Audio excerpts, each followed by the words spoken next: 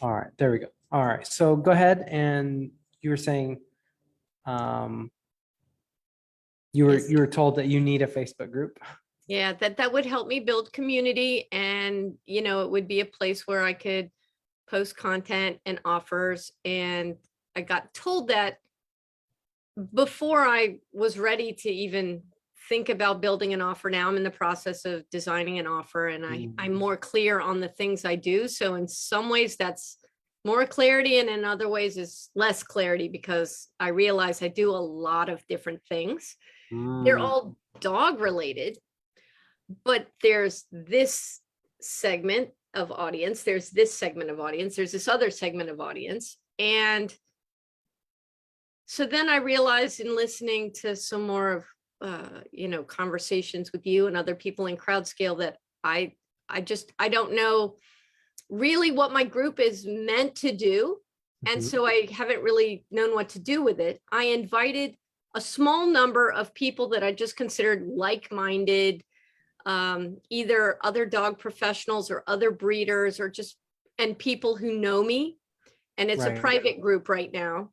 And for now, I just post things that resonate with me, that maybe I don't quite post on my public profile, Mhm. because it's a little nichier, or it's a little more judgmental is the wrong word, but within some of those groups, like the professional groups, we know some Mhm. things about the non-professionals that the non-professionals don't know, but we all know about them. And so Right. some of the memes, or some of the thought processes about, I wish we could get more of this across to them, or just Mm, jokes that make sense to us that wouldn't resonate with people who don't have the more professional knowledge. sure. Um, but it feels like I have multiple, and I should say I also have one other group that I understand a lot better what I'm doing with, and that's specifically for my breeding kennel.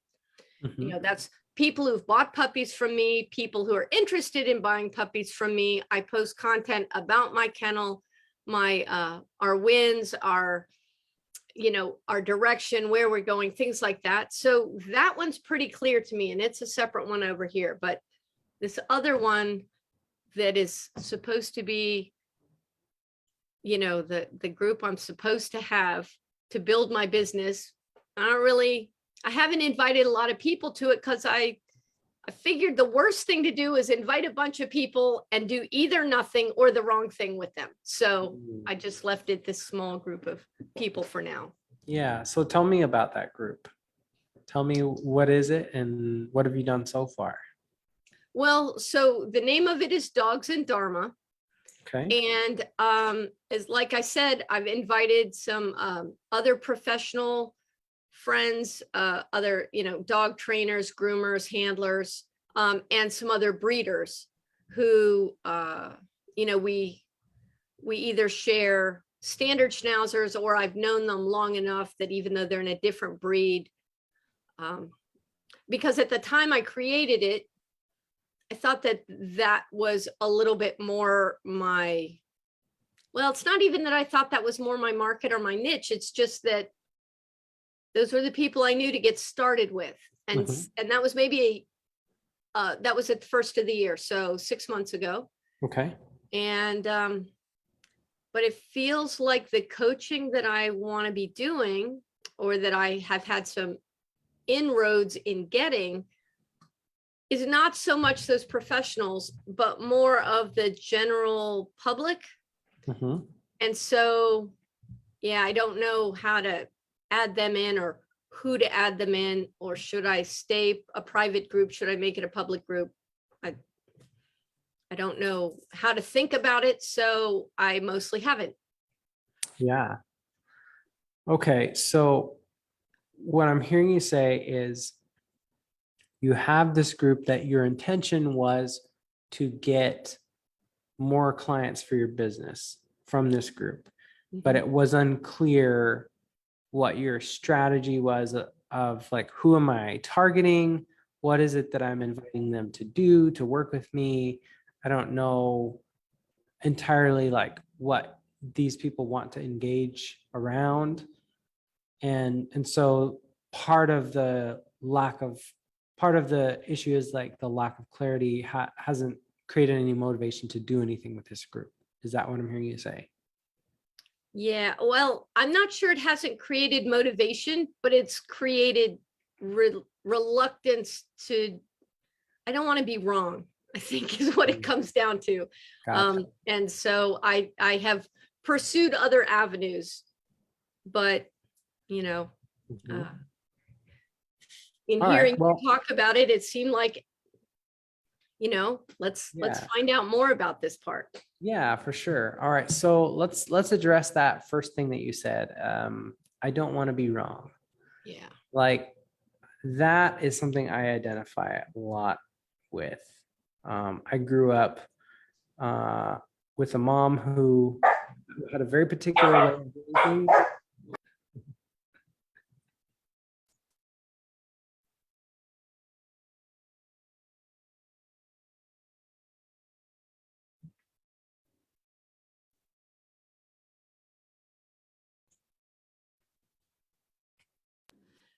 Okay, I put that one out of the room.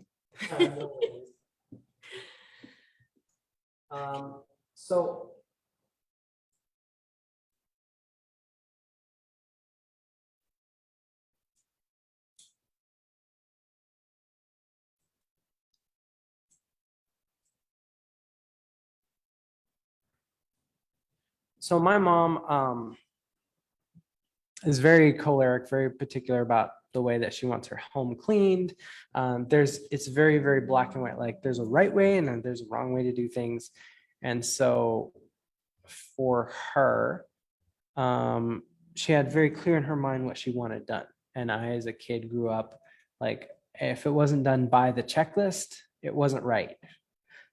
And so when you say like you don't want to be wrong, I've spent a huge chunk of my life um, refusing to do anything because I want more clarity. Tell me exactly how you want it. Tell me what you are looking for. Like, how can I make you happy? I need to be clear on what is it we're doing here before I move forward because I was always afraid of like, I would go and do the work. I thought I did a good job. I'm like, I'm really proud of myself. And then my mom was like, no, you didn't do it right. And, go do it again. And so like, I grew up with this kind of like wounded, fear of, I just it's got to be perfect. Like, so I've just been kind of chasing, perfection and making other people happy. And so when I hear somebody say like, oh man, like I don't want to be wrong, or I don't want to make other people wrong. I've thought a lot about that. And so I want to share something that I think it's been helpful for me. And when it comes to creating community and having a discussion where, everybody's got opinions about everything, here's what I found has helped me the most. So we're a combination of what we feel. Here, I'll just write this on here. Whoops. So we're a combination of what we feel, what we think,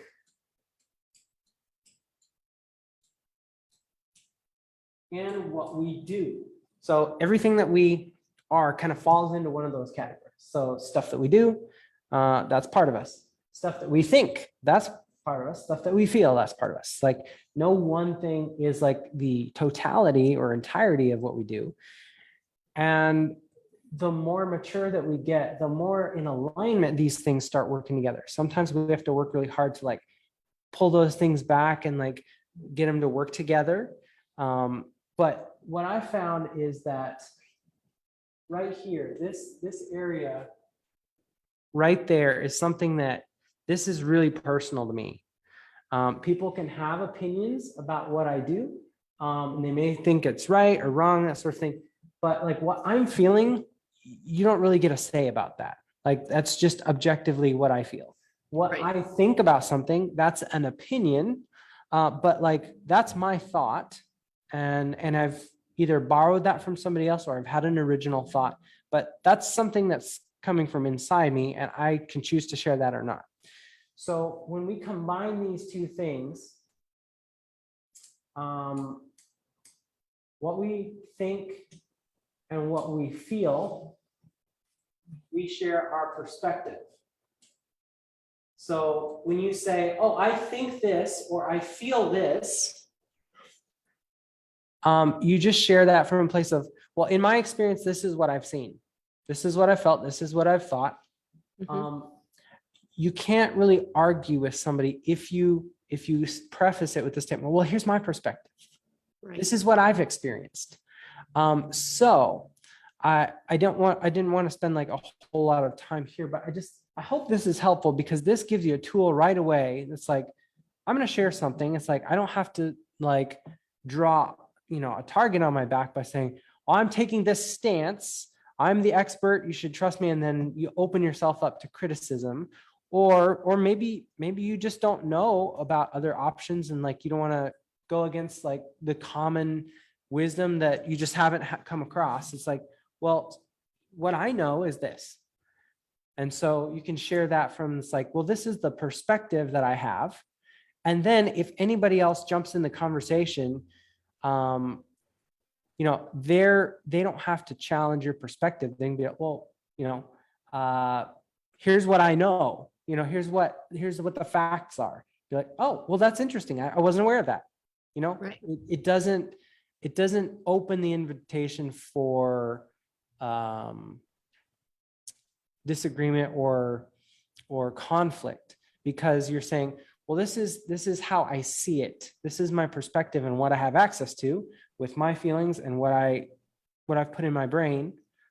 So nobody can really refute it if you put it under the umbrella of your perspective. So hopefully that's helpful. Yeah. I think I tend to do that anyway, but I hadn't, that way it kind of crystallizes it Yeah. in my head. Mm-hmm. And kind of what comes up for me in context of the group is that most of what I have posted is things that resonate with my perspective. Yeah. And to be authentic to myself, and for the people in that group to see more of my perspective than possibly that they would if they just saw my public profile. Yeah. And so I'm pretty comfortable. There's some areas where I'm still growing into an edge about stating my perspective without, as you say, feeling like there's a target on my back. But I've been doing what I do for a long time, so I don't have as much of that concern. Yeah. So it really is just a matter of that I don't know what to do. When I look at your diagram, I'm pretty clear on my perspective. And then I just, what are my actions? Yeah, absolutely. I'm pretty clear on my perspective. So what are the actions that I All right. Yeah. Well, let's talk about that. need? Yeah. In terms of creating engagement, it's going to happen around you inviting other people to share their perspective. So when you say, this is what I feel, this is what I think about this, and then you open the door for conversation, you say, I would love to hear what you think and what you feel about the conversation. When you allow other people to say, oh, well, here's how I see it. Maybe I see it a little bit differently. And you value contributions to the conversation by inviting perspective over and over. That's when engagement is going to happen. Let me share my screen. I'm going to pull up a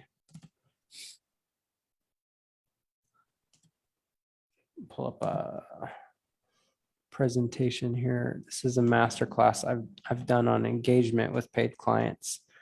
And so I'll just really quickly give you the brief version. So some of engagement is, I don't have a formula for it to make it visual and show you, but it's like, this is an example of, so like, here's 316 comments, 224 comments on asking stuff that people want to know, people want to know about. And the way that you talk about what your audience wants. So we're a combination of feelings, thoughts, and actions, which what we're talking about here is like you create safety for people by addressing what they feel, making it okay for them to feel what they're feeling. If you make it safe for them to be in your community, then they'll want to connect, they'll want to engage. And then every time they connect, if the repeated experience is that when I connect, it feels like a caring experience. So it's like you can go in and be like, oh, I'm putting my opinion out there, but like half the time people are shooting you down, and it's like there's plenty of connection happening, but it's not a caring experience. Then it's like I'm going to disengage, I'm not going to participate anymore. They have to experience it as care. And then there has to be some level of freedom that's defined in their minds, like, am I required to participate, or can I participate in the way that I want to? Is there any way for me to have any ownership in what's happening here? And so our little diagram here, what I just shared with you, that what we feel and what we think is our perspective. What we feel about what we do, so all of the stuff that we do, like we own dogs, we take them for walks, we either take good care of them or we don't take good care of them. Those are the things that we value. How we feel about the stuff that we do are our values. So for somebody to have a dog, having a dog is not a value. It's like, I have a dog because I feel like I like the companionship of a dog. That's a value. That's something we can agree on. It's like, I have a dog and you have a dog. That doesn't necessarily mean we're friends. You might keep a dog because you want a guard dog for your junkyard and you treat your dog terribly. And I have a dog because it's a member of my family. And like, I let them sleep on my bed and eat at my table. That's a very different experience. And so you have to add in the feeling of why we're doing what we're doing. And when those two things are aligned, then we find a common connection in what we both value. So engagement can also happen around what we have in common that we both value. So right here, what we value is something that you'll see a lot of engagement around. Often, some of the highest engaged posts, memes, like funny videos that get reshared over and over, it creates some sort of statement around, I value this, and everybody else goes, oh yeah, me too. You know, it's for instance, the Johnny Depp and Amber Heard case that everybody's talking about. It's like, who cares what's happening with these celebrities and what's going on in their life? But it's captured everybody's attention over the last few months, you know, when it was dominating the news, because it gave us a mirror for us to look at, well, what do we value? Do we believe it's good to tell the truth, or hit other people, or lie about what we're doing? It's like it gave us a really concrete place for us to express, this is how I feel about this action. And so there is this natural organic community and engagement happening around very, very clearly values. And so that was why you saw engagement over and over. And it's like the same little clips posted everywhere, and hundreds of thousands and millions of likes and comments. And it's like everybody was recycling content from that trial, because it was an excellent opportunity to create a discussion around values. And when you find the themes, the things that everybody has in common and value the same, then you understand what your community is about. And then you can craft, I'm gonna do this over here. You can say in a statement, okay, so here's what we all value. Here's our identity. So here's what this is what we think about the things that we do, what we're choosing, what we are making a choice about. So I've shared the story, like I was addicted to pornography for 20 years. I had this behavior that I asked people for help over and over again, because for a long time I felt this is a behavior that I don't like about myself. I don't like anything about the industry. I don't like anything about I had the value that pornography is not the person, like, I don't want to be the kind of person that looks at pornography. And yet the addiction had me repeating the behavior over and over and over. So I had this mismatch between what I valued and so what I felt, the thing that I valued, and the thing that I was doing. So it's like, I feel that this is wrong, but I keep doing it. So do I value pornography? No, I don't. I feel like I don't like that. That's my value.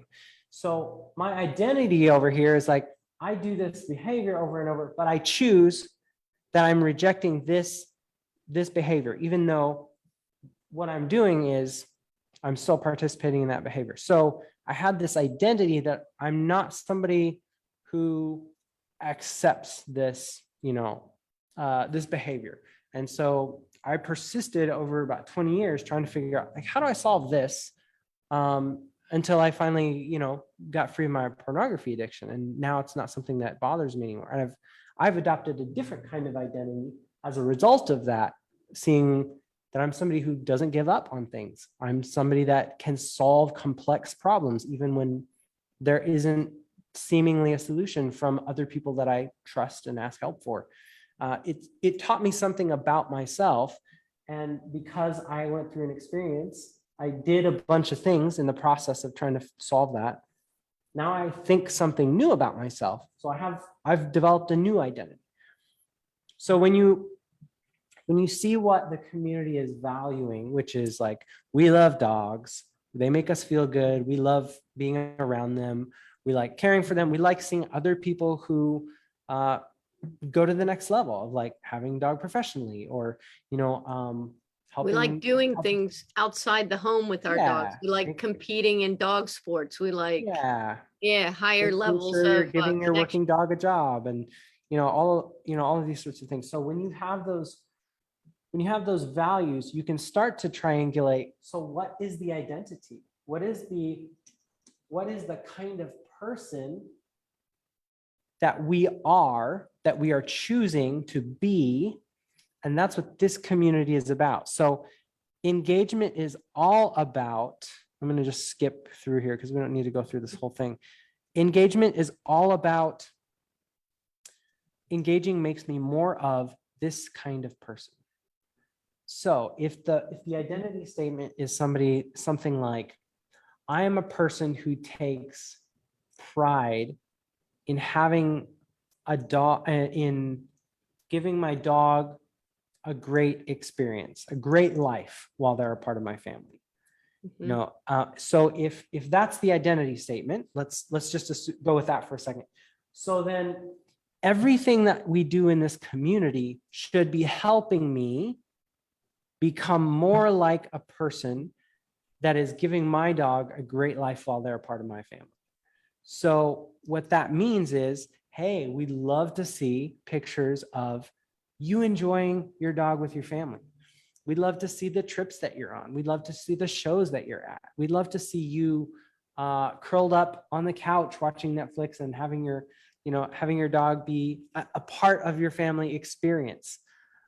Show us those things that validate this value. When we say we value that and the behavior matches it, then the community begins to have integrity. It's we're having, we're validating. Yes, we do value these things through our behaviors. We're not just saying that we like that. We're not just, oh, it feels good when we go there, but it's like, this is actually a part of what we're doing. So engagement really boils down to, who is it that your people want to be? If you can determine based off of the values of your community, who is it that they're actually wanting to be? And you can craft that statement, and then people will get on board and join you Or you can survey your community and say, what would we like this to be, and build it with them. But essentially, the identity statement is everything that engagement is built around. So if you're creating community, you're asking, what kind of person are we promising to help each other become when we come here? So then if that is something that they truly want, which is, I want to give my dog a good life, then how does being a part of this community make me better at that? What am I learning from other people? Are we just like posting pictures of our dogs because we like to? Or, are we saying, hey, we would love for a part of this community to be, as you're training your dogs, tell us, oh, I discovered this trick that really helps my dog listen. What I found is, you gotta, for this breed, you gotta take all the toys and put them up somewhere out of reach, because they'll be in it as soon as you turn your back. Like, help your community understand, how are we helping each other become this identity? Does that make sense? Yeah, it does. And it helps me recognize part of why I feel more successful in the smaller niche, the kennel group, because I have a lot more of that, of what you've been talking about. I have a clearer Yeah. idea. I have people in the group Mhm. who, and the values in that group are a little broader. Yeah. It very much is kind of, it's standard schnauzers that we want to have a good life with us. It's specific to the breed, but that's that's a little easier group. And because it's all standard schnauzer people, Yeah. they're more interested in each other, and there's quite a bit of actually organic engagement amongst people in it, Mhm. and Yeah. so, but now I understand a little more why that's working. Yeah. Gotcha.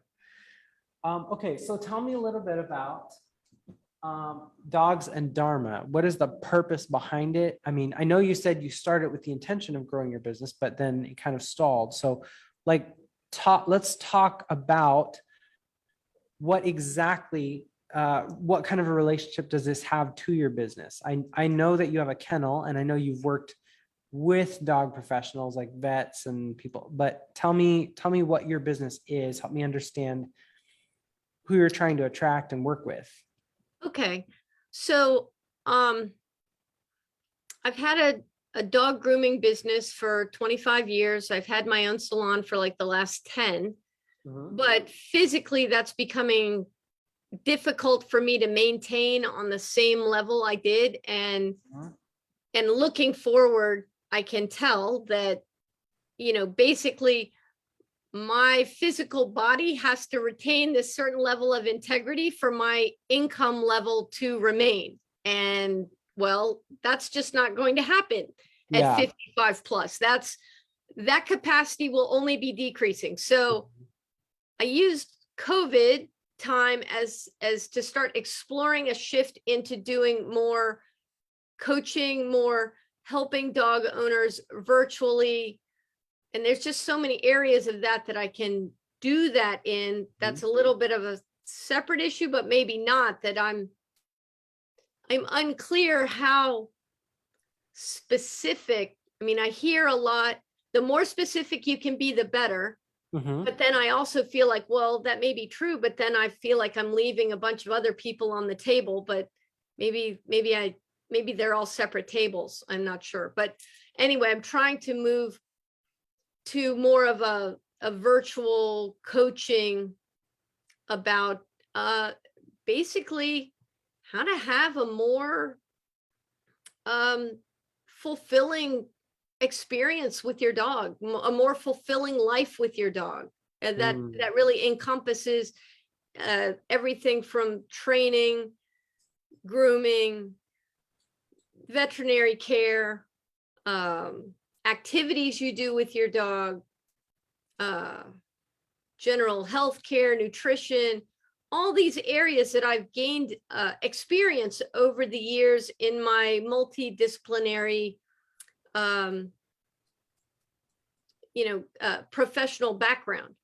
And then there was also a realization that I had that I really want to be able to help people around the situation of end of life decision making for their pets, and bereavement counseling, because those are areas that I've recognized over many years of being supportive in person for people, that there's a lot of people who don't have enough support in that area, either because everyone around them is like, well, it's just a dog, or they're supportive, but 3 months later they're like, aren't you over this dog yet? So anyway, so I fundamentally want to help in that area. Mm-hmm. And so that's kind of where I've been crafting my message and my offering around for a broader general public kind of audience. But that's not quite the same audience necessarily. It overlaps with the audience of the ones that want a deeper connection, a deeper communication with their dog.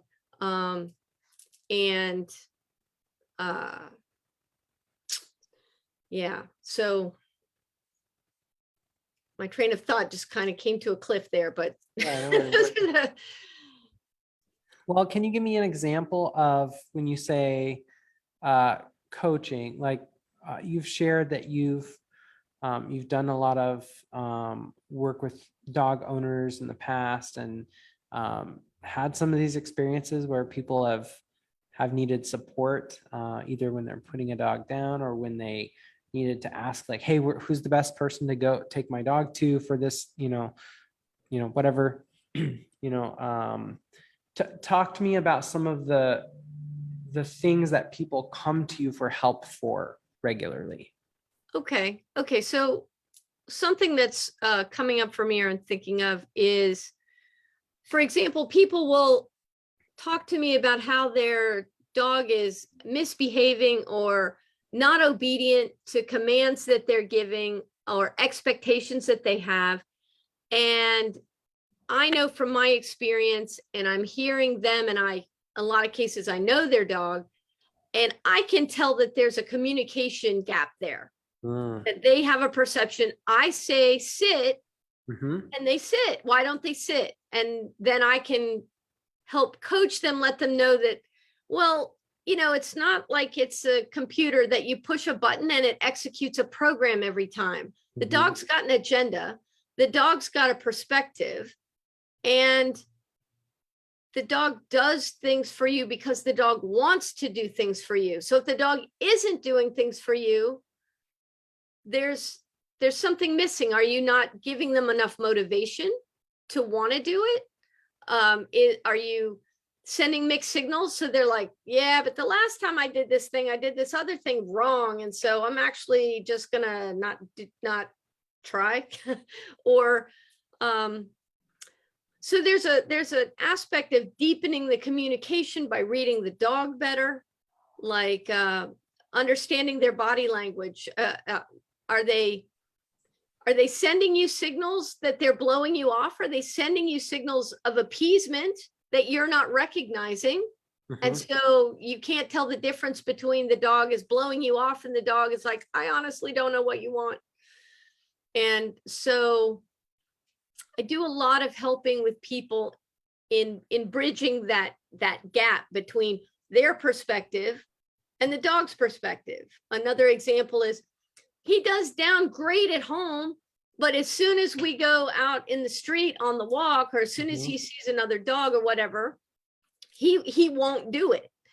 And then in my head, I'm like, well, different context.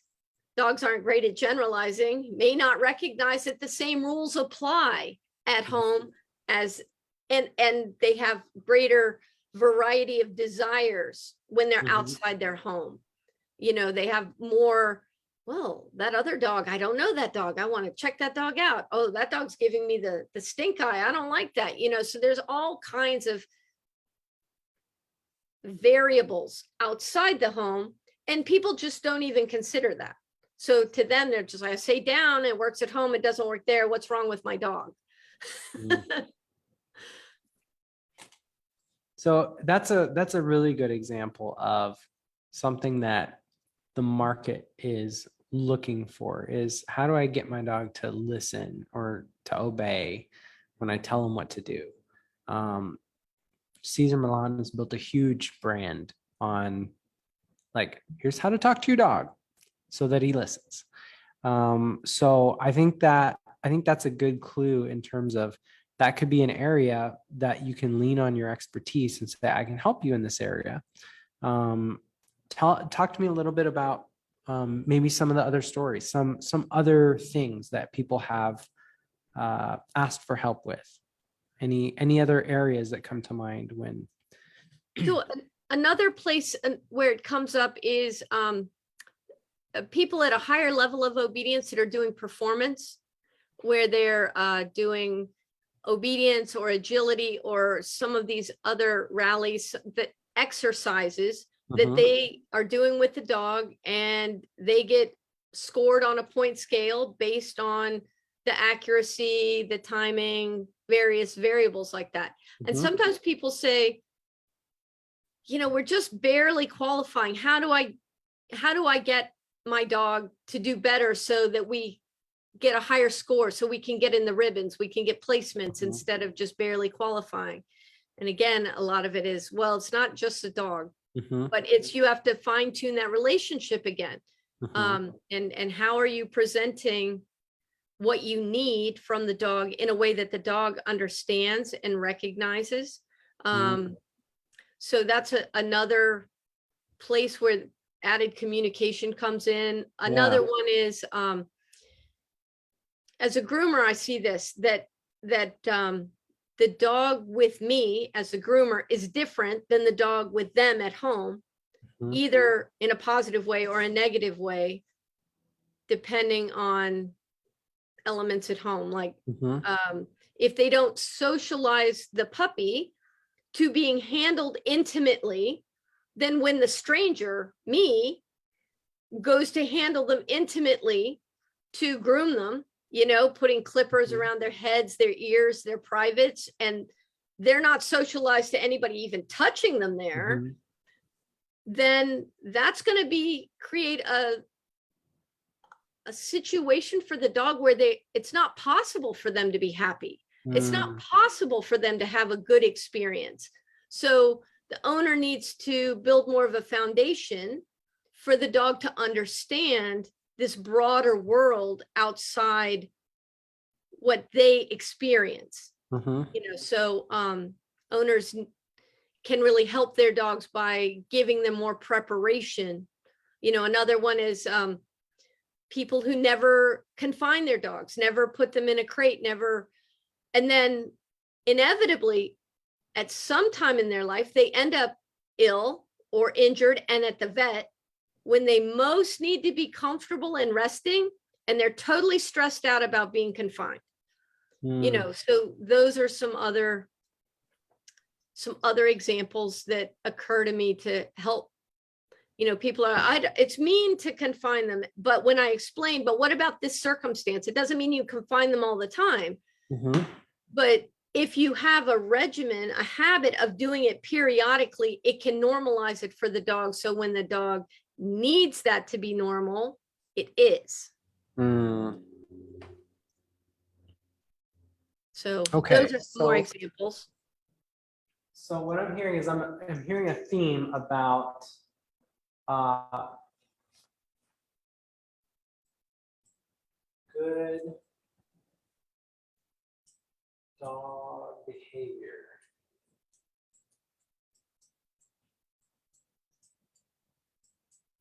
So what I'm hearing is, like, when they're at the vet, are they willing to trust somebody else? When you're at a show, is your dog paying attention and listening and understanding you? If you're, if you're just at home and you're trying to get, hey, get your paws off the table. You're not allowed on the table. You can't go outside, whenever you want. Is your dog able to listen and understand you?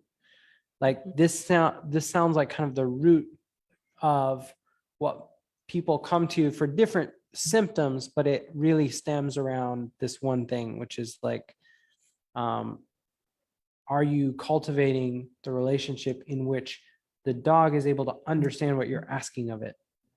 Yeah, and that you're able to understand the nonverbal communication the dog is giving you back. Gotcha. Okay, so. But that's a more of a higher level. I don't expect, I would expect a much smaller subset of people to be looking for that piece than for the piece about how do I improve my dog's behavior. Right. Yeah. So, and that would be something that you'll need to educate the vast majority of people that want. So they'll come to you. It's like, how do I get my dog to behave? Be like, well, here's the secret to getting your dog to listen. They follow what the master does. So if the master is really good at listening to the dog is paying attention and listening to what the owner wants. So you have to help them understand, like, in order to get this behavior, this is how you will need to show up. So I'm going to show you, what does that look like for you? What are the things you need to do so that the dog understands, okay, I'm being told in dog language what I need to do, and I understand what's expected of me. You need to understand, like, how they ask you questions, how they tell you I don't understand, how they say I don't want to do that, and you have to let them know, like, that's not acceptable. This is how it runs in this pack. And so, like, giving them the tools for that so that you can get the behavior that you want, which is a dog that listens. Like, you have to become somebody that the dog wants to listen to. Right. And also, just in addition, because you're right on the right track, but then there's one other important piece, which is, if your dog feels like a badly treated employee, they're not going to do stuff for you. If it's like, you're just telling them to do stuff because you can, and then you're like, but you didn't do it, so now you have to do it, then they have no motivation. It's like when we're kids and they're like, oh, here's the chore list, and here's your, at least when I was a kid, here's your allowance, it's a quarter. Really? It's a quarter. It's a quarter? I don't even get $1, right? So the more you're asking of the dog, the more you need to be willing to make it worth it for them. And it's not a bribery issue, it's a mutual respect issue of, I'm not going to ask you to do a bunch of silly nonsense for nothing. You're not a circus animal to be doing tricks. If I'm asking you to do tricks, well, there's some form of payment involved. There's some form of reward or something that makes it worthwhile for the dog to want to do it. But that's another really important piece that a lot of people miss, is they kind of just have this idea that they're entitled to obedience, but there's so much more to it. Nobody's entitled just because I'm the human and this is a dog. There's no entitlement equal sign there between, that and obedience.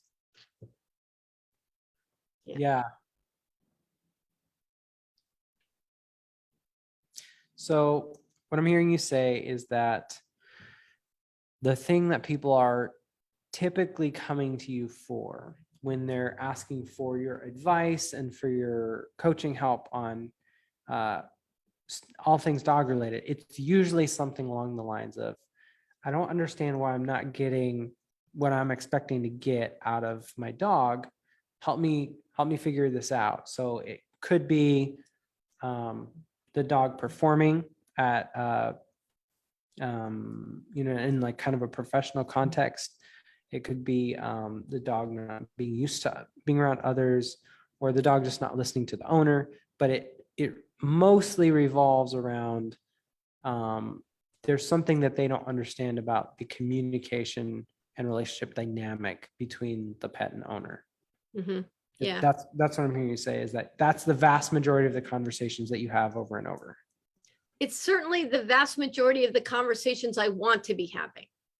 I have other, like for me, the nutrition piece or the the fact-based stuff, I can certainly do that. And I do that more even than I do the communication piece. But the communication piece is the part that really matters to me, that really Gotcha. resonates to me, that I feel like I have something to offer that people haven't heard before. They can't find somewhere else.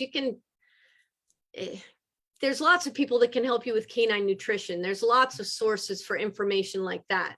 Yeah. And I'm more interested in this because I've been able to cultivate it for a long time. And I had it with some of my early dogs as an adult. And I thought it was normal until I became a professional and then realized, no, these people don't have this relationship that I have with my dogs. Why not? And then as I started working with more dogs professionally, and that skill or talent or whatever it is, helped me be better working with the dogs. Yeah. And that's when I really recognized that's something different, that when I talk to people, oh, I haven't heard that before, or it seems like it's new, and I don't see other people talking about that too much. Yeah. Yeah. That's really interesting. So you mentioned that there's other things that you do talk about with people that people ask for help with. And you said maybe even more sometimes that it's not the exciting part of it for you, but some things that you consistently help people with, like you mentioned nutrition. Tell me a little bit about what are people asking, like what's the context that they're asking you for help with their dog's nutrition? Like, what's a good food, is a big broad one. Or should I feed a raw diet? Or my dog needs to lose weight. What can I do to help with that? Or so that's an area, regarding nutrition that I have answers for. And with vet care, is my dog too old to be sedated for a dentistry, or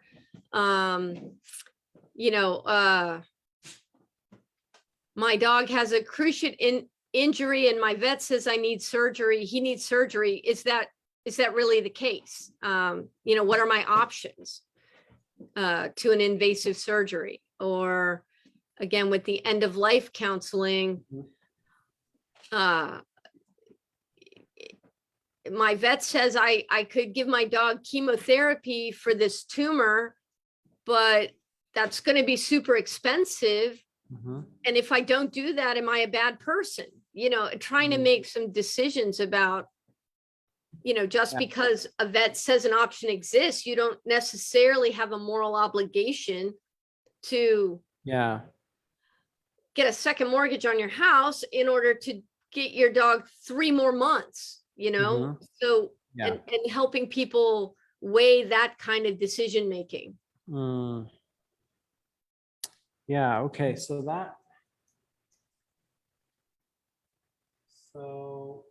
I think this would be maybe more like,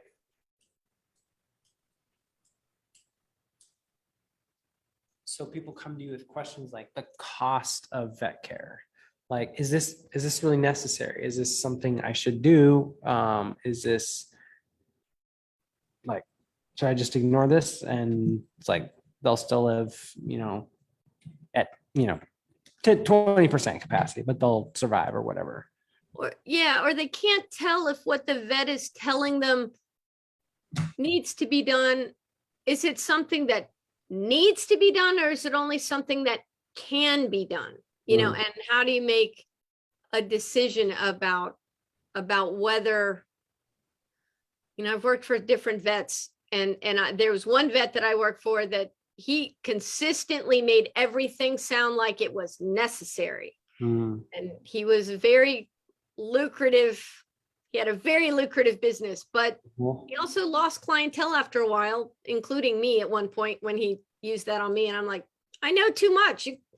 You can't use that on me. Yeah. You won't work on me. Uh-huh.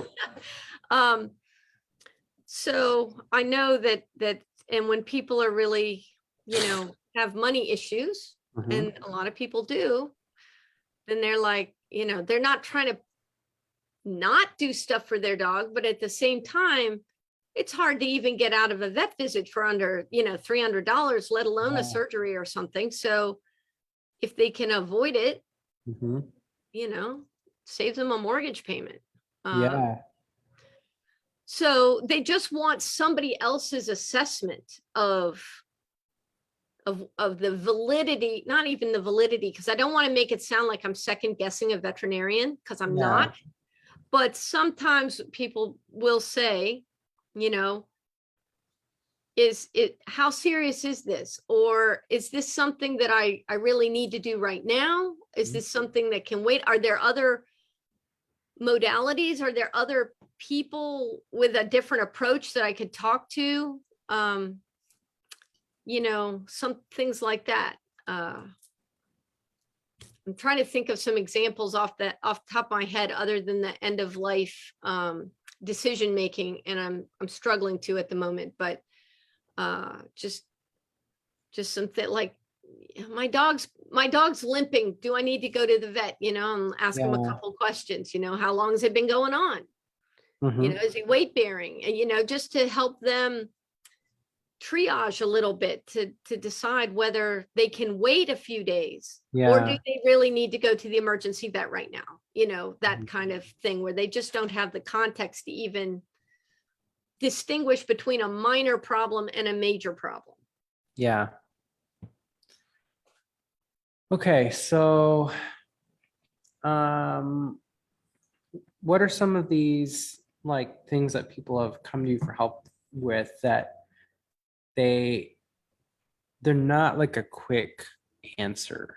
They're, it takes some time to kind of like work with them and really solve their problem. Or, it's like they come back from multiple conversations, or they might come in and I don't know if you like sit down and do counseling sessions with people over some of these things. Like, what are some of the things that have taken time to process through and help people with?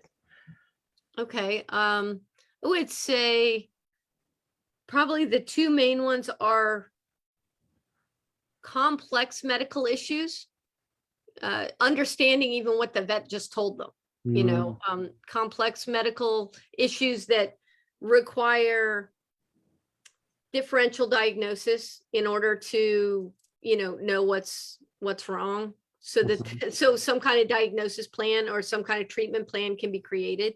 mhm, And for the people that want to have better obedience from their dogs, either at home, mhm, so that it's safer for great Aunt Sally to come over without the golden retriever jumping on them, enjoy and knocking her down, breaking her hip, to I want to be better in my competition level. mhm. What can I do to tighten things up, make Right. polish things. So I'd say those are probably the two things where that's more than just a one-off conversation. Right. Okay. So talk to me a little bit about the performance thing, because I mean, I'm not super educated, but I understand like purebred dogs and competition dogs tend to be, they're not a cheap, like one, like just a spur of the moment decision. And I know that people who, I mean, if you're in competition, if you're taking it at that level, you're somewhat serious and you're putting in time and energy and money investing into this as a some sort of a passion project, or perhaps a business. So Mhm. it occurs to me that that's the area where people are more likely to view spending money to solve a problem as this is a necessary thing, as opposed to, you know, other people who's like, they may not have money to spend. And it's like, yeah, this is a problem I need to solve, but like, I just don't have the cash. Or that is a really tough decision. It's like, I don't know, you know, it's like, do I spend the emergency fund and maybe my dog makes it, or, you know, or not? It's like, that feels like, it feels like in terms of a predictable business, you want to go after people who have a slightly different relationship to valuing the advice that you're giving them. So what I want to do is kind of unpack a little bit of like the stuff that you work through with people in terms of the professional training and performance stuff. So what's a typical scenario when you say somebody's like, oh, the dog's not performing, or I want to like compete at a certain level? What are some of the, are there common things that people ask about, or have there been memorable stories of, it's like, okay, here's one that really kind of, we sat down and like worked together on a plan. Like, give me some picture of what does that look like when somebody's asking you in kind of a professional dog context for help? Okay. So there's really two different areas there. There's like scored competition. So that's like obedience or rally or agility. Uh-huh. And you have to execute certain tasks in a certain way at a certain time, and you get scored on it. Uh-huh. And then there's the confirmation showing, which is where you're showing your judge, your dog with other people to the judge, and the judge is picking the one that's the most correct representative of the breed. Uh-huh. And that's where that's where I ended up most of Mhm. my time. I started in obedience, but then I ended up over in confirmation. Mhm. And then within that, there's a division between, so it's one of the only places where amateurs compete side by side with professionals. Mm. You know, career professionals who handle dogs at dog shows for a living, Mm. and you're standing right next to them with your dog and you're competing against them. And ideally, the judge is picking the one that's the closest representation of the written standard for your breed. Uh-huh. But they make a living doing what they're doing. And the owner handlers do it as a passion project, as you say, or they're breeders. And so they have a higher level of expertise so they can Right. compete. But yeah, you know, as I'm thinking about it, I'm recognizing that one of the things that especially now that people are starting to recognize about me is, you know, I am a successful owner handler, not at the highest level, but at many levels. I can compete side by side with those professionals. I don't need to hire a handler. I have a handler for one of my dogs, but not required. So I do have people who are like, especially with the standard schnauzers, how do I do this better? Because it's expensive, as you said, to travel to shows, get the hotel, enter. It's expensive in time, you know, 3 to 5 days, depending on how long you're there. Mhm. And that if you can't make any progress just because you don't know what you need to teach your dog to be able to do or communicate in the moment. Yeah. So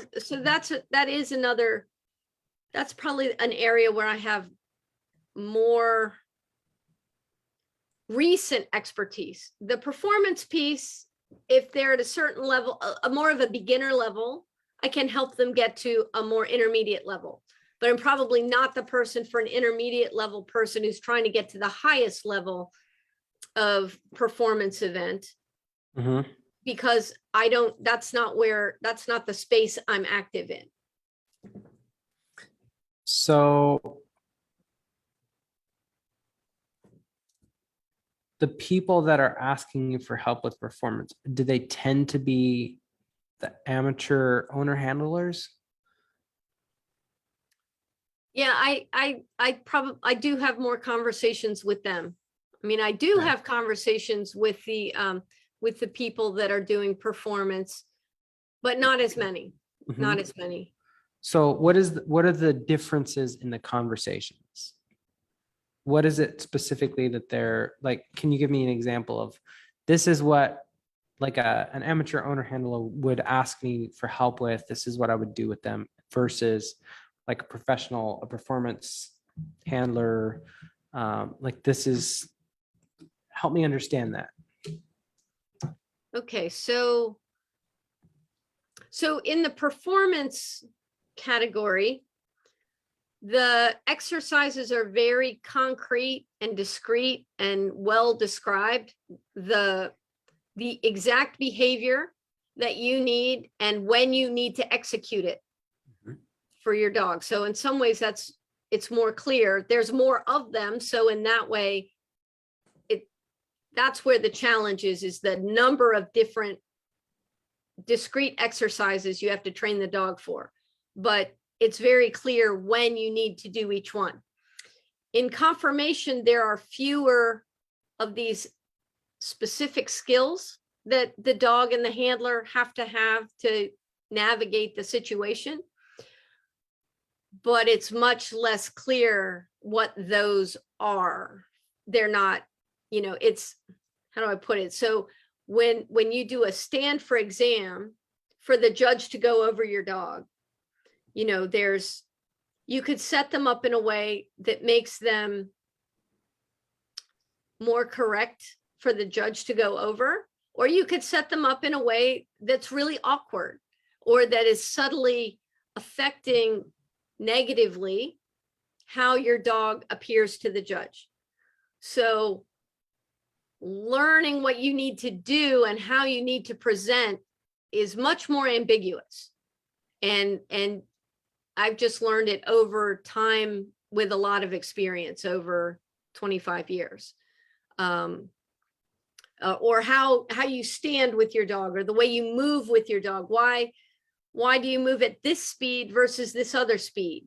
This other winning dog goes this fast. Shouldn't I move that fast? Well, maybe if your dog is built the same way, but it might make your dog look worse if you move at the same speed as that other dog. So some of the conversations are, about the specifics of their dog and how those variables change how they need to execute the things they need to do in the ring.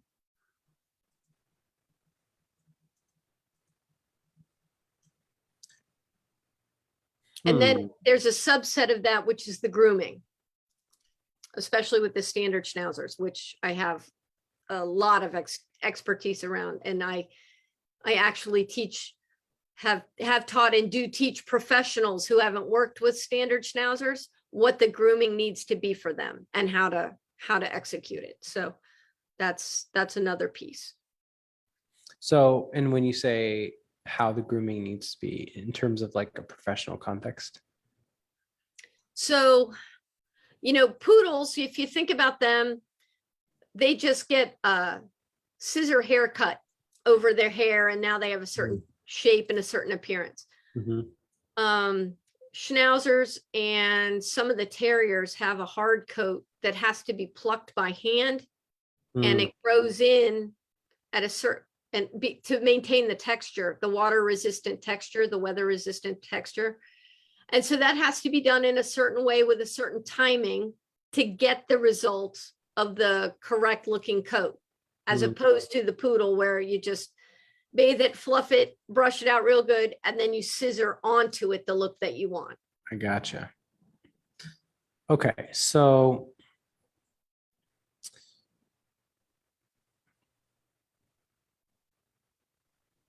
tell me a little bit about why would somebody hire a professional handler versus doing it themselves? To win faster, to win more often. They don't have time to go to shows or they don't have the inclination to go to shows, but they do want to have a champion, they want to go ahead and achieve those titles, or maybe they have a breeding program. And this is part of why I use a handler sometimes. I can't be raising puppies and on the road showing dogs at the same time. And so if I have certain goals that require the dog to be shown on a really regular basis, I can't do that unless I don't raise puppies. But if I don't raise puppies, I'm not advancing my breeding program. So Mhm. so those are some reasons why people would use handlers. But a lot of it is because they either they already know that they don't have the interest or the time to learn all of what it takes to show their own dog, or they start and they realize, wow, this is a lot more than I thought it was going to be. And I'm really discouraged because I'm not actually feeling like I'm making any progress. And so my friend got a handler and now their dog's done and mine isn't. So now I need a handler. So would you feel like when people come to you for help, their actual problem is, can you show me what I'm doing wrong that's preventing me from winning? Yeah. Is that what the question actually is? In a lot of Like, cases, what do I not know because I would like my dog to place better? right. What do I not know? Why, people tell me I have a nice dog. Why can't I get a championship? Why can't I win enough to get the championship? Or Gotcha. that probably is the umbrella question. There's a lot of different things under that umbrella that it could be, but yeah, why am I not succeeding at this? Or why am I stuck at the level that I'm at? Why was this level easy, but now that I'm at this next level, why is it so much harder? Yeah. Okay. So that to me sounds like, not knowing a lot about the industry, but just from what you've described to me, that sounds like the problem that you're really helping people solve is like, here's what you need to do to win more.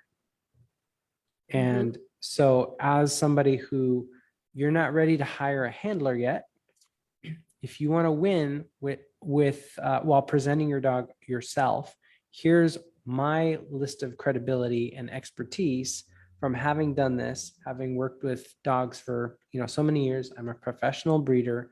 I run communities of families who love their dogs. And if you want to win more without winning handler, here's some of my secrets that will show you how to get your dog to perform better at your shows. I mean, it sounds like the stuff that you're helping people with that you can coach and like explain all of the stuff that you just shared with me. It's like, I had no idea that any of that stuff was a thing. None. It's off my radar. And even people who this is a hobby, this is something they're interested in. It's like having somebody who has done it for years and years to be able to clarify, like they might start to understand the language, but it's like, I'm doing everything I know, but you can quickly come in and diagnose, well, here's what you don't understand. It's like, and rattle off a whole bunch of things that can just instantly help them tie things together. I feel like that is an area where you can very, very quickly establish your expertise. You don't have to feel like you even need tons of resources built out. It's like, I'm just going to show up as me. And I know this backwards and forwards. So anything you throw at me, I'm gonna be able to help you. I'm gonna be able to show up as an authority. You've got your dog awards there back behind you, pictures of your, and you've got your dogs there in the room sometimes. So it feels like this would be an easy area to really draw a circle around. It's like, this is an area where you don't have me, you're stuck where you are. You're going to keep guessing, keep getting beat by the professionals. If you work with me, you can learn what I have learned over many, many years of experience and been able to successfully compete and win with the professionals.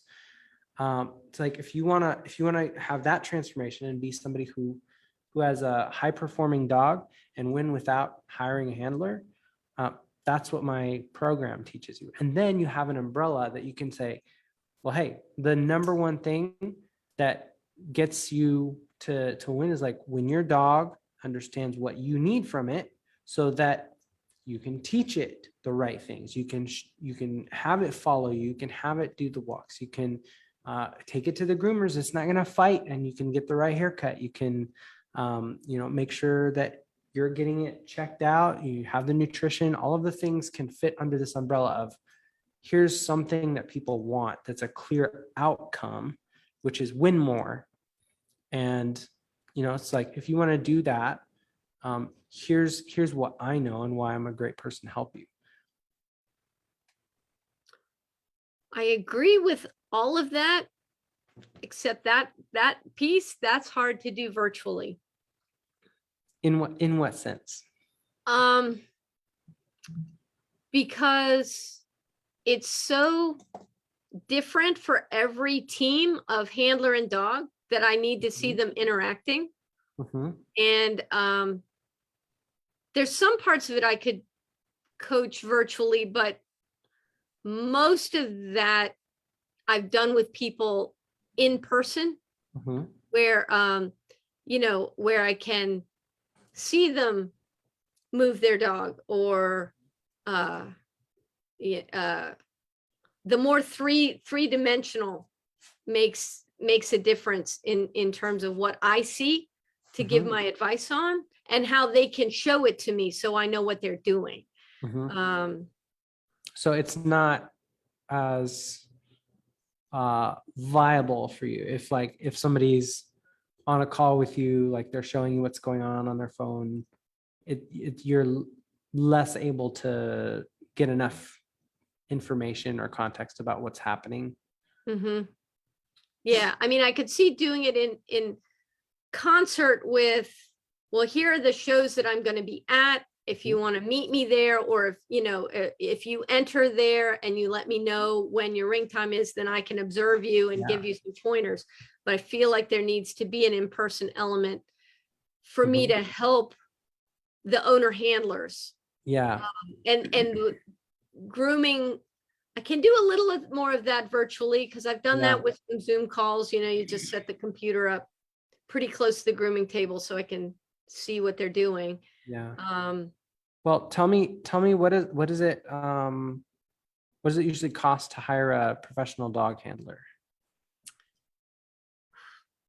so usually I would say that's probably for just ringside pickup. That means you groom it yourself, or it doesn't need grooming and it's not living with the handler. It's probably $100 a day.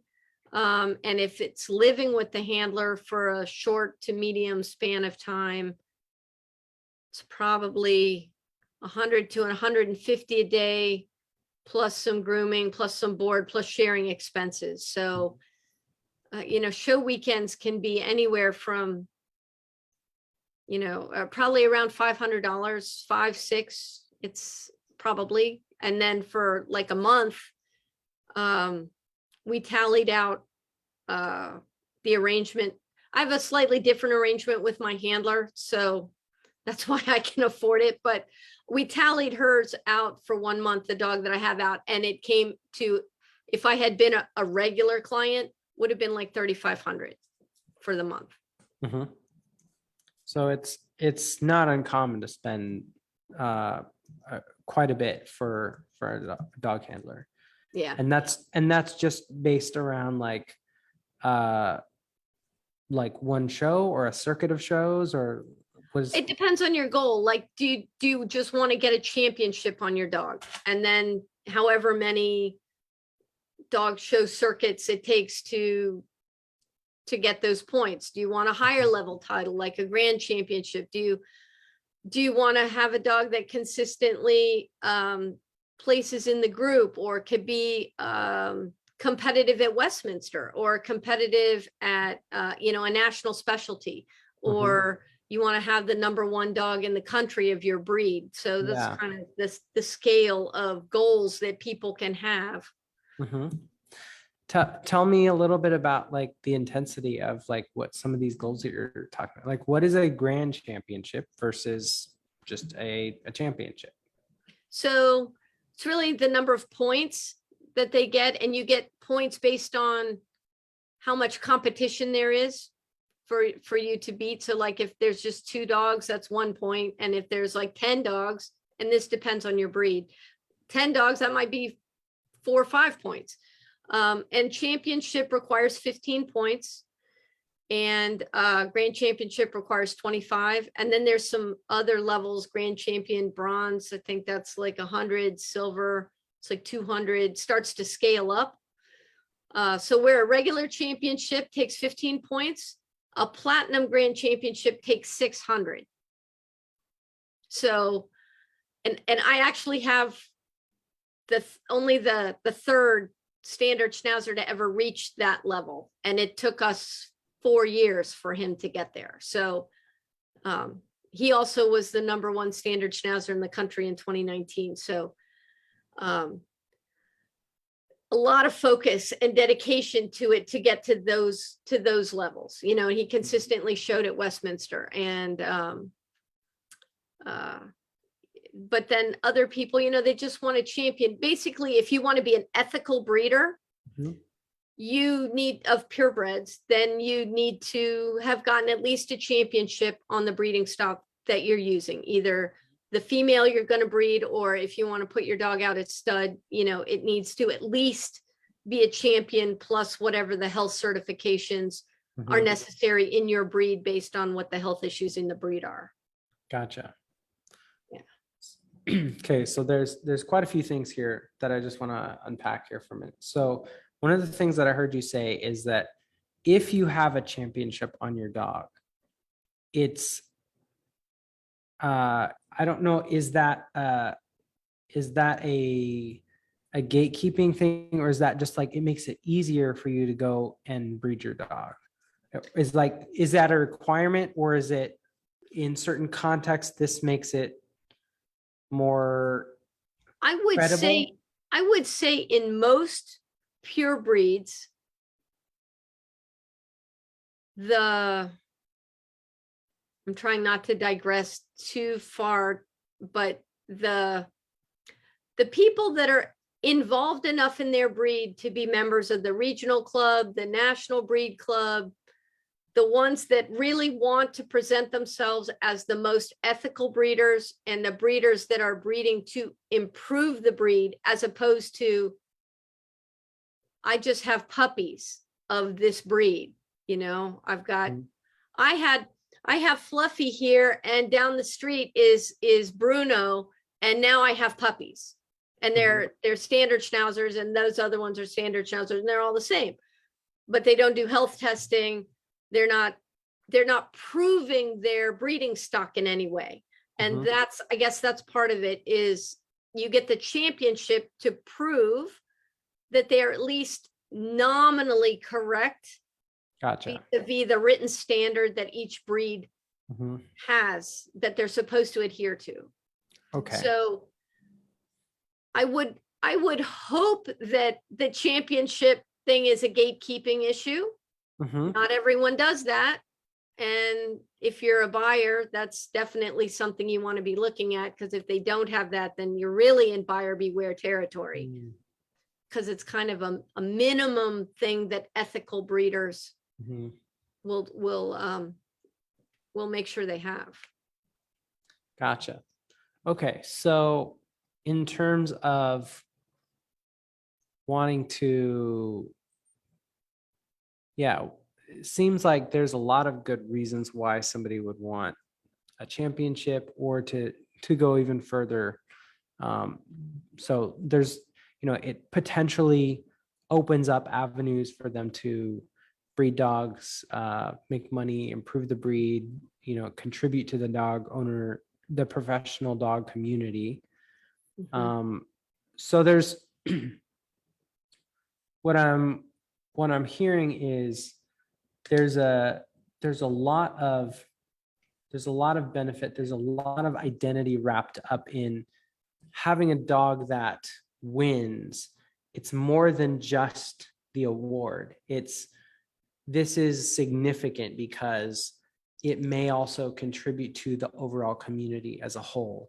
It's a recognition of the work that I'm putting in. It's a demonstration of the level of care that I put into my pet or my investment.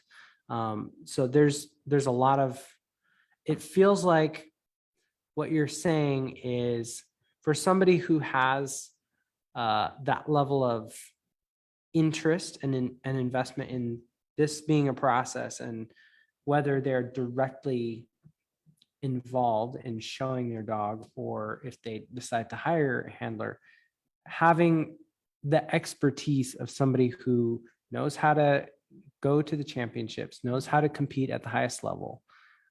It feels like that's something that is worth quite a lot, like having you in their corner as a coach. It's like, yeah, let me share with you what I know.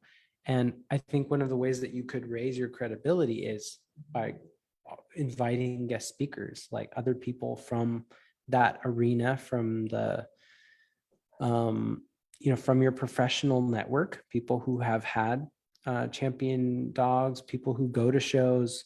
I mean, I'm sure that that industry is well connected and people know other people. So as you reach out to people, and like just the people that you know, that you're friends with, and start having conversations about, like, share with us some of the things that have helped you get to where you are. For somebody who's getting into this industry, for somebody who has dreams of having had the experience that you have, maybe they want to help improve the breed. Maybe their kids just want the experience of going to a dog show and having their dog win a ribbon. And it's like, whatever the reason, but like giving the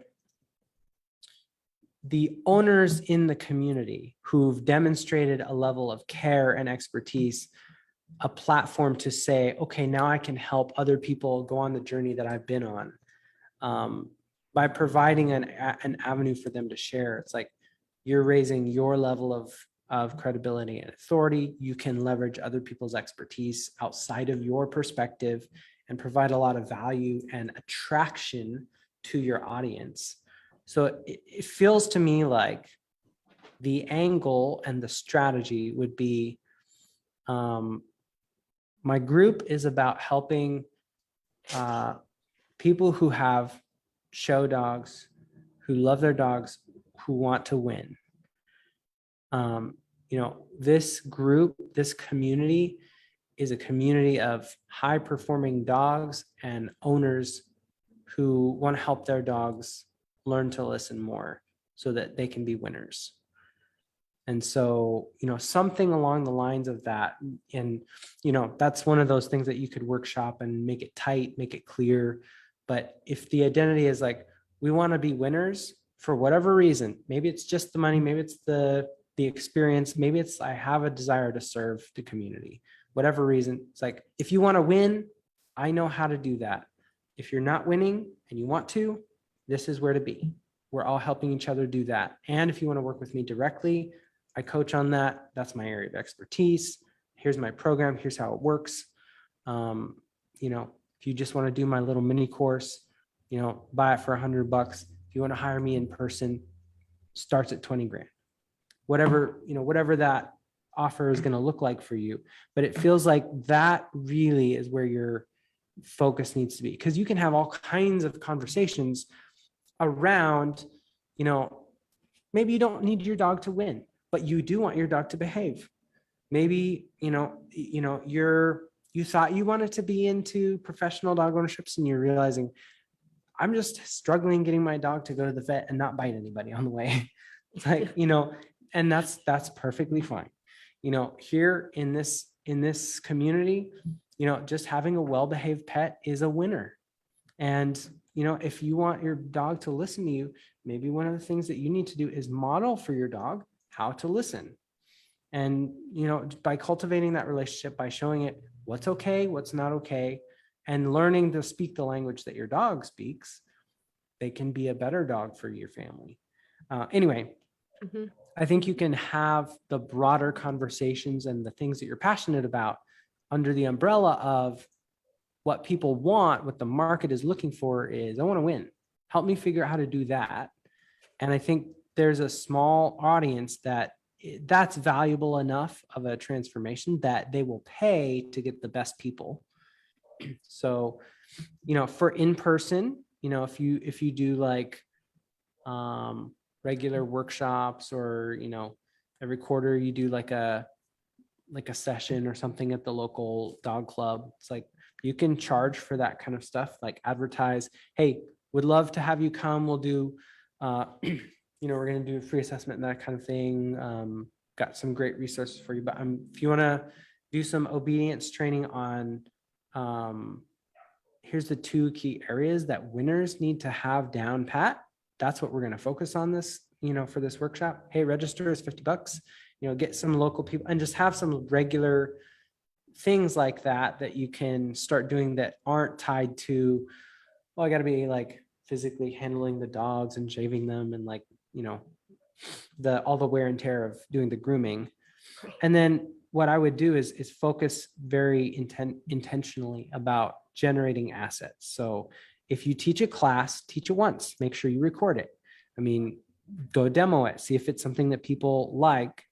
And, you might do it one time over Zoom with one person. And if they're like, oh my gosh, this was so good, then go to the kennel, say, hey, I would love to teach this, this thing for your audience. Would this be valuable for you people? And then have somebody record it. You can just get somebody with their phone, set it up on a tripod, start there, and do it in a way that's easy for you. But, do something like that and then start selling it. Start low and be like, hey, if you want to have your dog do, XYZ, whatever you're teaching, and then just keep raising the price, see where the market caps out. And then you can have an offer. I would start with whatever your time is. Like if somebody's asking you to spend time counseling them on a session or something, like if you want to do an hour call with somebody, it's like $500. And so, come to me with your professional requests about how to get your dog to perform better. That's the area that I know all about, and I'll be happy to help you with that. And then just start from there. Like as you get on calls with people, I mean, I'm doing the same thing. As you get on calls with people, ask them for feedback. So what was the most valuable to you out of this? What could I have done better? Or is there any other areas that would have made this even more valuable for you? Right. Okay. Does that make sense? Yeah. Yeah, it does. Okay. Yeah. That definitely gives me a lot more clarity in several different areas. Mhm. And I'm really glad that you had the thought to record it or stream it so that I could go back and pick pieces out of it. Because I took some you're notes, welcome. but I couldn't, there were way more things that I wanted to take notes about than I could actually take notes about. So. Yeah, absolutely. Well, I'm glad this was helpful for you. So in terms of feeling like you have an idea of what to do in terms of shaping your Facebook group and what to talk about, do you feel like we've covered some of the things that you wanted to cover? Do you feel like you've had the question that you had in your mind answered, or is there anything else that you would like to ask that would be more helpful? No, I think the part that the piece that you did, that you said that started, my group is about helping people with show dogs who want to win. And then you said a few more things after that that really resonated with me, but I couldn't write fast enough. So I'll have to go back and get them. Yeah. But that really, that piece there, that sounded like closest to sort of the idea I had, the amorphous idea I had in my head when I started and thinking to myself, yeah, that pretty much fits all the people I invited. So I must have had some idea that was it. And then it helps me know who to invite now to start to grow it, and the kind of content either that I can repost or create for myself for that group. It narrows the focus and helps me also recognize some other content that I've been creating. Oh, well, this is where this can go. you know, Yeah. and some grooming videos that I've been working on, and some training socialization type videos, but helps gives me some ideas of what other Mhm. things, as I'm raising up the current crop of show dogs, what I can be capturing as I do that Yeah. for content, because that's kind of how I've been creating content so far. It's just, Mhm. I'm going to be doing this anyway, so let me capture it on film and make a Mhm. running commentary while I do it. Yeah. So one of the things that so you're doing Brian's offer workshop, Mm, right? Okay. mhm. One of the things that I was looking at recently was Alex Hormozzi's formula for offers. And so he's the guy who did Gym Launch. He wrote a book called $100 million Offers. And it's all about creating an irresistible offer. But the way that he looks at building an offer, so if you feel like you're kind of landing in the right space in terms of who to target, what to talk about, and this is how to work with me, the way that he describes offers is, so what's the outcome? Here, I'm just gonna write in what we talked about. So how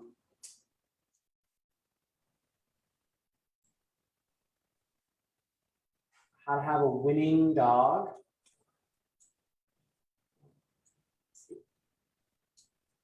So that's the outcome. It's like get a championship. That times how likely is the outcome. So this is where, oops, this is where you get to lean on your expertise. So I am an expert in this area because, like you just said, I've had the top purebred schnauzer in the whatever level it was, competed at Westminster. Like these are all very notable things when you're talking about this outcome. Like, here's why you should trust me. This is why what I know is going to make it likely that you're going to get this outcome. And then this is divided by the amount of time that it's going to take. So what are you requiring of them? It's like, are you going to do a course? Is it going to be like a 3 hour-long sessions, or how are you going to deliver that? And so maybe you have a couple meetings with them. I'm almost done. But then they're going to have to do some work. So it might be like, hey, if you put in the time, I'm going to show you the homework you need to do. I'll do a diagnosis with you, and I'll give you this is the area that you really need to help your dog bone up on. And then it's going to require 4 weeks of work and training. And like, you need to figure out what's the time frame. So the time frame plus the amount of energy expended. I'm trying to remember what the term used, but so how hard is it going to be for them? So like if your goal is lose 100 pounds, that's quite a big goal for somebody to bite off. Now, if you can offer them, it's like, well, you can lose 100 pounds in a day if you get surgery. It's like, well, maybe that's a little extreme. What if I could do it in 6 weeks, with the right training program? It's like, versus a year-long diet plan. It's like, what's the time frame that they're going to get? Plus, how hard is it going to be? Well, surgery is a pretty big ask. Doing an exercise program, that's a little harder work. The diet plan, a little bit easier, a little more consistent, but takes a lot longer. So you got to figure out like how much, what's the energy cost for them in terms of getting the result. So if you figure out these things, that's gonna show your people like how valuable your offer is. So if you can get the energy, like what's required of them, like if you can shrink down, oh, nail the diagnosis to like, here's the one simple thing that you need to really narrow down on. And then here's like some extra areas that, these are going to be areas that will help you focus on this one thing. So it's like, if your dog's eating right, it's going to be easier for him to pay attention. If you are learning how to speak to your dog, so he understands you, he's going to learn quicker. So like you can help them feel like the amount of energy to achieve this outcome it's going to be less difficult for them with you in their corner. If you can help shrink the time that, if they're like, I've been doing this for 2 years and we always like just miss it. Like we're never quite place. And be like, okay, do you want to spend another year trying again and failing and have to go, wait to go to the next show? Or do you want to work with me? It's like, we'll spend 3 weeks. I'll coach you on what my diagnosis is. You go do some training for 2 months, and then we'll come back and we'll do review. So it's like, in 3 months, I'm gonna help you take your dog from where he is to having him have the skills to be able to compete at a higher level. That's what I'm gonna help you do. And so it's like, do you want to guess by yourself for the next year and then go to the show and whoops, same thing? Or you can work with me and learn a lot of the things that I know. I'm going to give you the one thing you're going to need to work on, but that, you've got access to me. I can give you my feedback. I can help you see little things that you will miss and you won't be able to diagnose on your own. So you're able to help them shrink the time, shrink the amount of difficulty, and make it more likely that they're going to get this outcome because you're the expert. So it's like, this is what they want. You're helping them have more confidence that that's what your offer is more valuable. That's what you want to try and juggle in your head when you're talking about, this is how I'm building my offer. Does that make sense? Yeah, it does. Okay. Yeah. Well, Leslie, I think that's just a little over our 90 minutes. It's been a pleasure. I learned so much about the professional dog world that I had no idea there was to learn, but it's been a pleasure.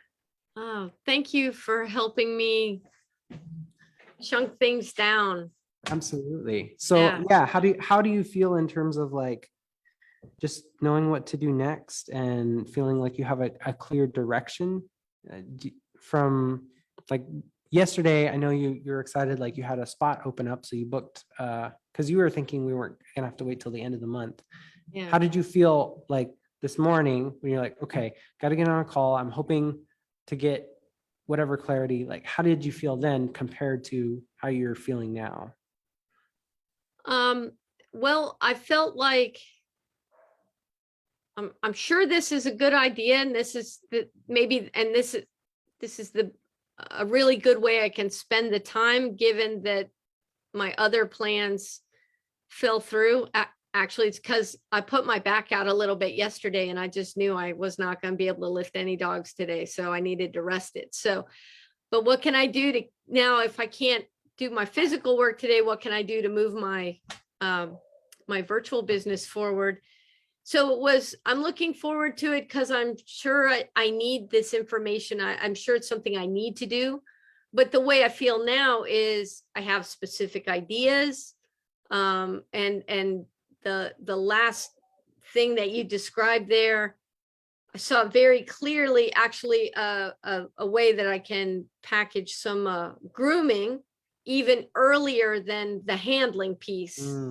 So so I can almost immediately turn that with that formula you gave me into exactly a thing about selling the grooming, which I can do more virtually.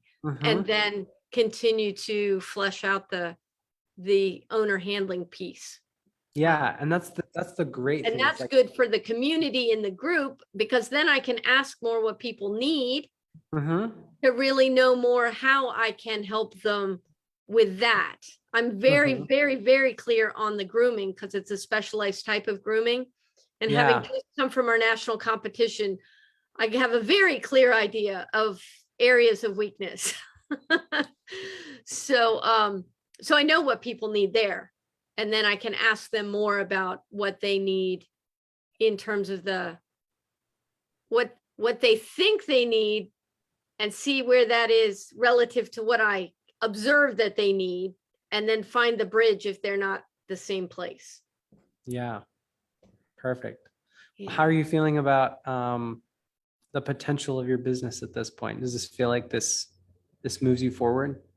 Yeah, it does. I feel more immediate instead of just well, I'm sure this is a good idea and I know I can do this. More of, oh, here's what I do next. Here are some next steps to actually do more with it, instead of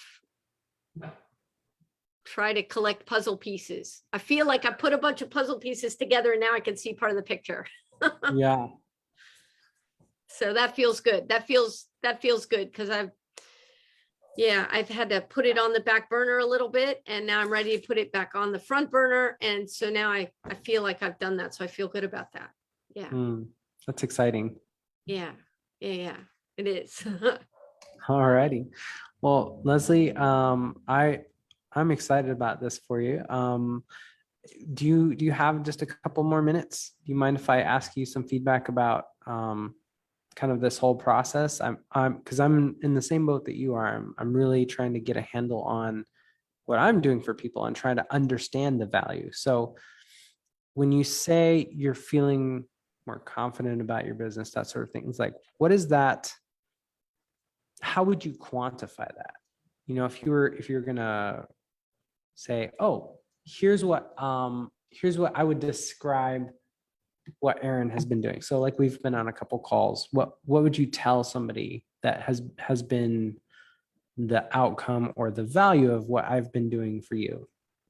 Okay, well, definitely a value that I have observed in both sessions is your ability to hear my descriptions of things and distill them down to essences, and then I guess imagine then what that looks like for the person on the other side, and kind of build a bridge between me and this imaginary person I haven't met yet.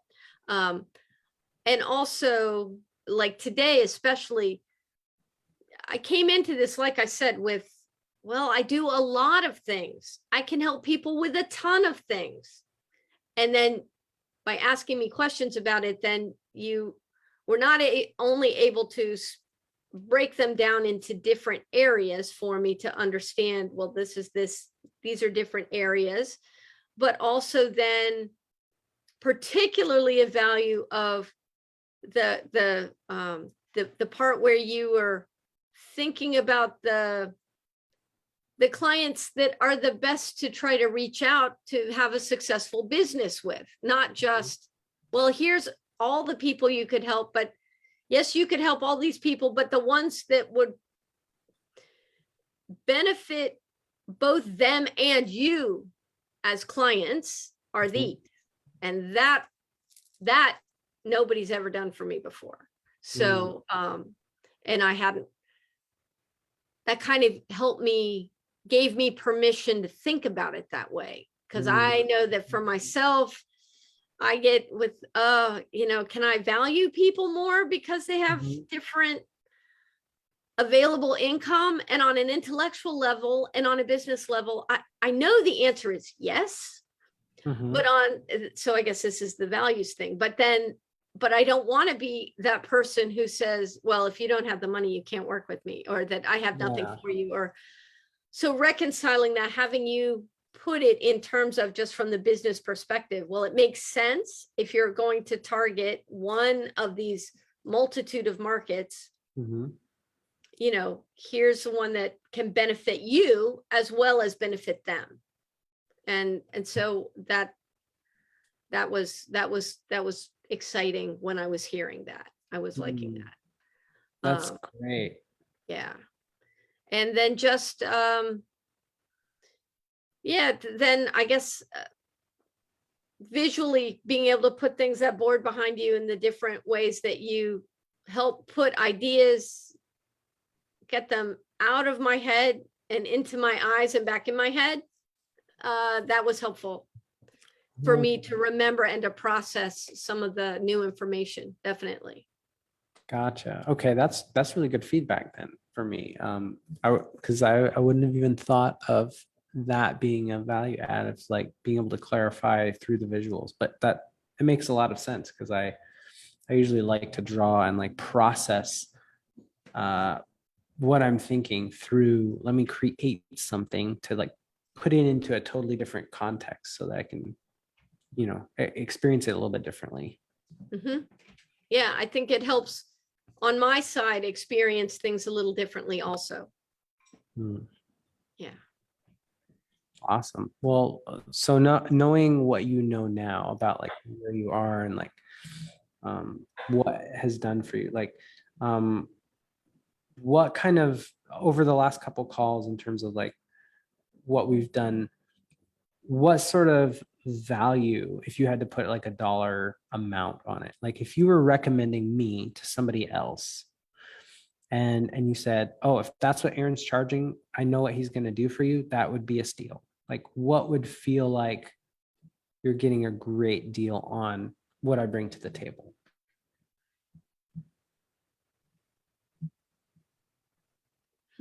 That's an interesting question. And that illuminates for me that I have difficulty putting a valuation on not just for myself, but on your service or somebody else's as well. Hmm. Part of my hesitation here is because I have no idea what the relative. I'm afraid of saying something and then it undervaluing actually what you've done for me because Mm, I give a lowball answer because I don't mhm. know. Or well, this is how much I could afford right now. So Yeah. Yeah. No, I would think of it not so much of like what is it that you could afford, but if somebody who like let's say it was Brian, if somebody was, if somebody like at that level was like, hey, I just need another perspective on my business. And I've heard Aaron asks great questions. I need somebody to kind of unpack my brain. I've got some great stuff in there. And I just need, I need to kind of shift myself so I can see what I can't see on my own. If somebody said, "Hey, I saw an offer for Aaron's thing," what would you tell them? Like, "Hey, if that's what you need, that's a great idea." So what I heard you say is things like realizing where to focus in your business, like finding where the money is. And so if you're crafting an offer around the people that value what you do and that have means to spend on it, that um, they have a clear outcome. So it's like they're asking you for help on this situation in their pet's, and then it's this thing, and then it's that thing. It's like there's a graduation day for this. It's like I'm gonna teach you the things that I know to help you feel like you're gonna win. So it's like you can set an end date for that, and if they become like regular, coaching clients, like you get them the ribbon.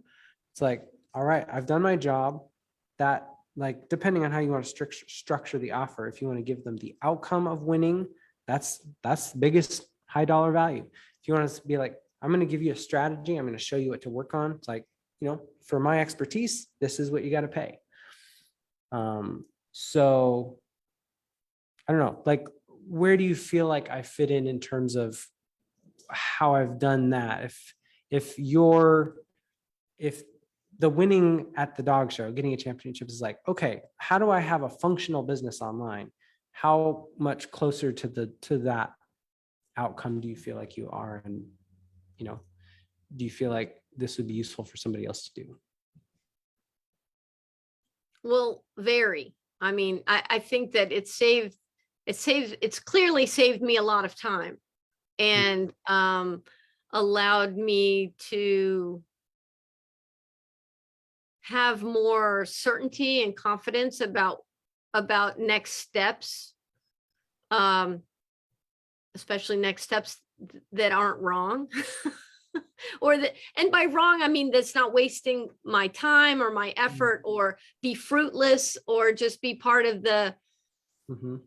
you know, the learning curve of trying to do things on your own. So clearly it saved me a lot of time and jumped me from point A to point D, as opposed to if it was me, I'm like, well, I got from point A to almost to point B, and then I don't even know where point C, what direction I have to go for that. And, you know, Yeah. so saved me a lot of time in getting me to a place where I can take action. I guess that's really what it comes down to Gotcha. is I wasn't prepared to take action for various reasons, but part of it was just, I don't know what, you know, I'm blindfolded throwing a bunch of darts to dartboard, you know, I hate Yeah. that. So it's like you took the blindfold off so I can now actually just throw darts at the dartboard and see what happens. So yeah, that, I guess that's my best analogy. You took the blindfold off so I can start throwing darts on purpose instead of just hurling them at the wall. Mhm. Cool. Well, that's really helpful feedback. So do you feel like you're comfortable to kind of move forward on your own, or do you feel like it would be helpful to have somebody like sit down and build out that offer of, you know, how do we say help your dog win in a way that somebody understands what that means and what they're getting, and it's something that they're feeling like, I need that. Like that is a great deal. That's worth the amount of money that I'm paying. And it's clear that Leslie knows what she's doing. Like do you feel like you have the resources that you need for that with like Brian's workshop and like the time to do that? Or is that something that you know, would like help with? Well, I've never done it before, created an offer before, and Brian's class is helping me to know some of what I need to be doing. But I think, you know, one-on-one would certainly help me get there faster. Mm-hmm. And I really would like to get some offers out there Yeah. that are like on deck in my head, but I don't know how to make them into an offer to Mhm. put out there so that I can start making some income off of it. Mhm. Because right now that is an important need that I have. All right, let's see here. Champion. Give me just one moment. Let me text my mom came in here to see if I wanted to ride. I'm just gonna let her know I'm gonna go a little bit long. Okay, I also have a call coming up pretty soon. All right, how much time do you have? Well, I could probably ask him for like 15 more minutes. It's technically at 5:30. So Well, if you have a call, let me let you go. But so let me ask you this. If we sat down and like put together an offer that you felt really good about that could get you clients, would that be something you want help with? yeah. Okay. Well, I'll message you later and let you know. Here's kind of what I have in mind, and you tell me if it's something that yeah, let's do that, or if you're like, keep trying, you know, whatever. Okay. But Yeah, I'm glad this has been helpful, and thank you so much for your honest feedback. It's helping me get to see myself from somebody else's point of view. So it's very, very valuable. Yeah. I feel like this call has helped me as much as I hope it's helped you. Oh, well, good. Thank Good. you, It's Leslie. definitely helped me a lot. So if that's helped you too, then I'm happy to have been able to Absolutely. help you too. All Thank righty. you so much for your time, Erin. It's It's a really privilege. been I'm helpful. happy to help you. All Okay. right. Take care. Bye. Take care.